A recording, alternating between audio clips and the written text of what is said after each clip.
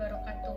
Perkenalkan, saya Rizka Handayani, NIM 2313040134. Saya mahasiswa Hukum Ekonomi Syariah, Fakultas Syariah, Universitas UIN Imam Bonjol, Padang.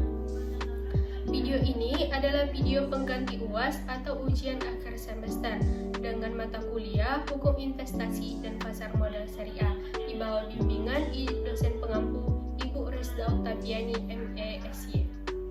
Indonesia sebagai salah satu pusat keuangan syariah terbesar di dunia memerlukan pengawasan yang kuat. Oleh karena itu, dalam video interaktif ini saya akan membahas secara tuntas mengenai peran fundamental dari dua otoritas sentral. Yang pertama, OJK atau Otoritas Jasa Keuangan sebagai pengawas regulasi, dan DSN MUI atau Dewan Syariah Nasional Majelis Ulama Indonesia sebagai penjaga fatwa investasi syariah.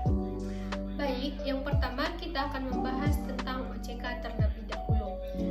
Jadi, sebelum kita masuk kepada peran OJK tersebut, ada baiknya kita mengetahui tentang apa itu OJK dan fungsi dari OJK tersebut.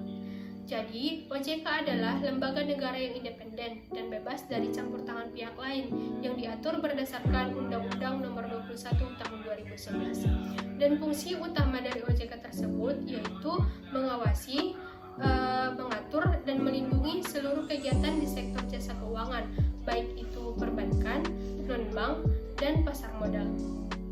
Selanjutnya, kita masuk kepada peran OJK. Dan yang pertama, peran OJK yaitu peran dalam pencegahan atau preventif.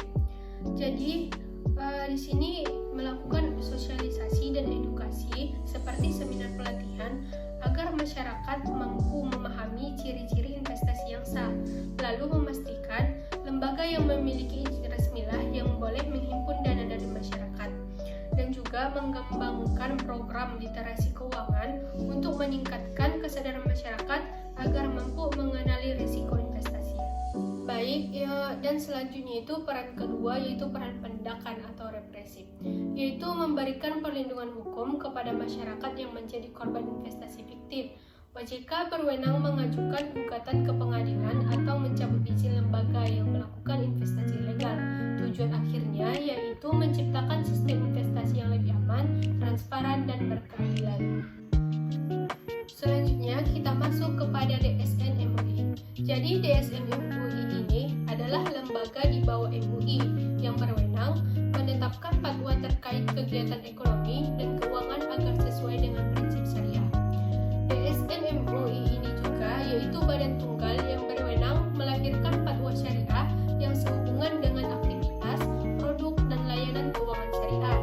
Fatwa DSN MUI ini berfungsi sebagai fondasi dan rujukan penting bagi pelaku industri keuangan syariah. Selanjutnya, peran DSN MUI. DSN MUI berperan menetapkan bahwa surat berharga syariah harus berpegang pada prinsip syariah berdasarkan ajaran Islam dan dalam bentuk fatwa. Fatwa ini memastikan investasi digital atau keuangan syariah bebas dari unsur riba, gharar, dan mesir. Dan salah satu contoh fatwa ini yaitu DSN MUI nomor 40 DSN MUI 10/2003 tentang pasar modal dan pedoman umum penetapan prinsip syariah di bidang pasar modal.